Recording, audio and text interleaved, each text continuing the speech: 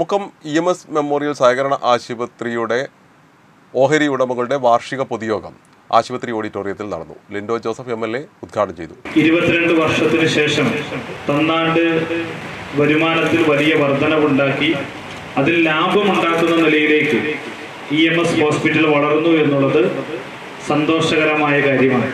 വിവിധങ്ങളായിട്ടുള്ള ഡിപ്പാർട്ട്മെന്റുകൾ 13 ഡിപ്പാർട്ട്മെന്റുകളിൽ ഇപ്പോൾ ഡോക്ടർമാരുടെ സേവനം ഒരു ഡിപ്പാർട്ട്മെന്റിൽ തന്നെ ENTയിൽ തന്നെ 4-5 ഡോക്ടർമാരുടെ സേവനം ഉപയോഗപ്പെടുത്തി 20-ലധികം ഡോക്ടർമാർ വർക്ക് ചെയ്യുന്ന ഒരു ഹോസ്പിറ്റലാക്കി EMS ഹോസ്പിറ്റലിനെ വളർത്താൻ കഴിഞ്ഞു എന്നുള്ളത് സന്തോഷകരമായിട്ടുള്ളൊരു കാര്യമായിട്ടാണ് കാണാൻ കഴിയുന്നത്. T. രാജീവ് അധ്യക്ഷനായിരുന്നു. AV Sudhakaran, Shiju Kodiyathur, M. Dharmajan, AM Abdurahman, P. Rajan, Abdussalam തേവർമണ്ണിൽ, AM Jameela എന്നിവർ ചർച്ചയിൽ പങ്കെടുത്തു. സംഘം വൈസ് പ്രസിഡന്റ് VK വിനോദ് ചർച്ചകൾക്ക് മറുപടി പറഞ്ഞു.